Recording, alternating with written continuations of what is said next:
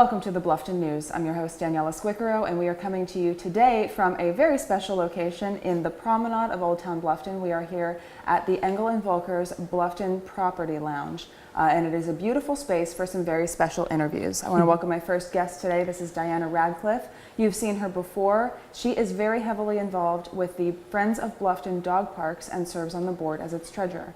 Great to have you, Diana. Thank you. Absolutely. So, first of all, let's start big picture. Okay. This has been a project that's been going on for some time. Right. And we're in the final stretch. But let's start back at the beginning. Why do we need a park here? We need a park because there are a lot of people in Bluffton with dogs. Dogs need exercise. And unless you live in a gated community that has a park, you have no place to do that with your dog. Big dogs in particular need to stretch their muscles. Mm-hmm.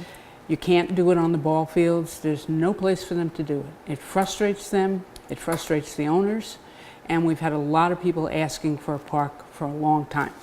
Well, Bluffton is a very dog-friendly community, is it not? It is, it is. I don't know how many thousands of dogs there are, but there are a lot of dogs in Bluffton. Mm-hmm. And most towns have a dog park for their dog. At least one. At least one. It is an amenity that some people look for when they're looking for where should I move. Mm-hmm. Do you have a dog park? No. They'll find a town that does. There are several towns around here that do have dog parks. So we want to get those people here. And I think it's about time. So when did you get involved? This project's been going on now for about 11 years. Right. And we're in the final stretch. Right. But when did you join that force? About 4 years ago, a little over 4 years ago. So you've been in this for quite some time. I have been, up to my chin. Very good. And what specifically do you do? And are you still in the same capacity that you were at that time? No, I came on as a board member. I was the secretary for a while, and I have been the treasurer for some time now. So, and involved in the planning of the park, as we all are. So, absolutely, yeah. Absolutely.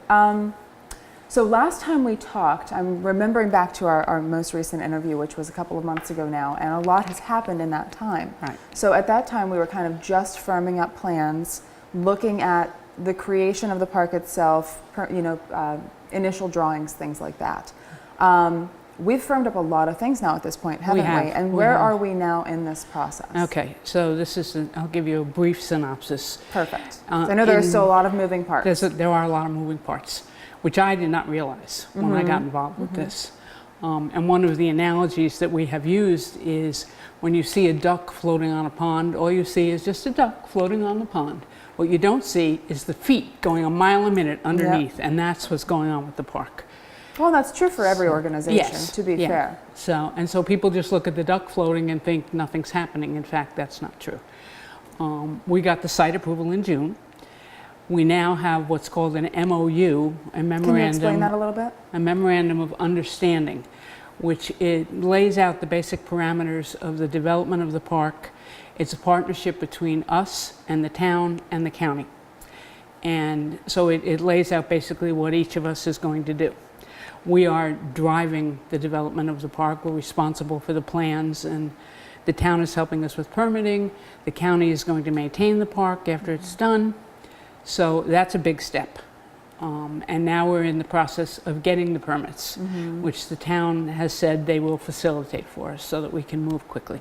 Perfect. Now, my understanding is that we are actually at a place now where we have the final plan of the exterior. Right. And that is all that the town really needs to approve and permit. What happens on the interior, within reason, is essentially up to us. Is that right? That's my understanding, yes. That they're interested in where the fence is going on the site, which is over in Oscar Fraser Park. We have our own ideas, which we have spent a lot of time talking to the public. We've done this for a couple of years now, getting input from the public about what they'd like to see in the park.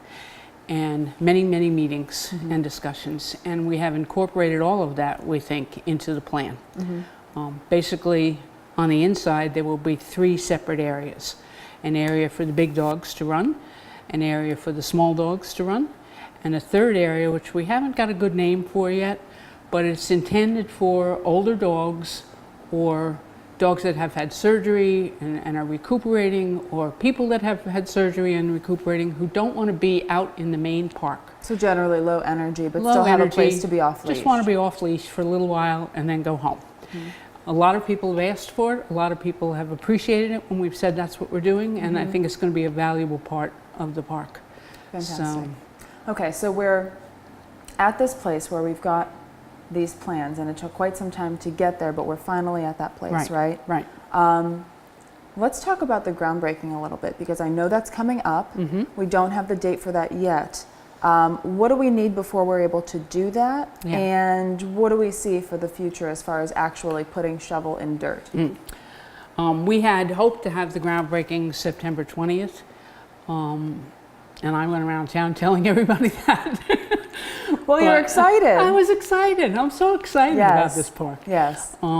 But, you know, we didn't have the permit in place, and the bigger picture was that the hurricane hit, and the town had to prioritize their work. Approving our paperwork was not at the top of their to-do list, and so we've had to put off the groundbreaking. It will happen soon. We don't have a date for it yet, but as soon as it happens, it'll be on the website. I'll be all over town telling people. So we're looking forward to that. And after that, it's a short timeline for construction. So we're still hoping to have the park open by the end of the year. Okay. Well, that is terrific, and certainly looking forward to that. So let's talk a little bit about, there's still, we're nearing that end goal, right? But there's still a lot to do, and there are a lot of ways that people can still get involved. Is that right? Can we talk a little bit about some volunteering or donation options? I understand that there are pavers that you can purchase that are actually a way to memorialize your involvement. What are some of those options that we have available now? We do have a lot of opportunities. They're all on the website, which is bluftondogpark.com. We have hats, which are going to be collector's items, with the logo engraved on the hat, so it's not, you know, it's not going to wash off. It's a permanent thing. We have some T-shirts left, not too many, and we have pavers, which you can order, and for a donation of $60, you can get an engraved paver that says anything that you want. It can be for your dog, it can be for your business, it can be anything appropriate. So you can go on the website and order one of those, and they are going to be put in the park, we think in the courtyard out in front, but we haven't got a final placement on them yet. So it's a really nice thing to do, and then, you know, your dog will be part of the park even if he or she is no longer on the planet. We talked a little bit about the ability to really honor those family members who have been wonderful for us, and you know, we just had such a great relationship with them that we want to do something that's more permanent for them. Right. But the park, in a way, isn't this right, is sort of a way to honor those who are still very much with us and very much a part of the family actively right now, and giving them what they need. Right, which they need. One more thing I wanted to say about the pavers.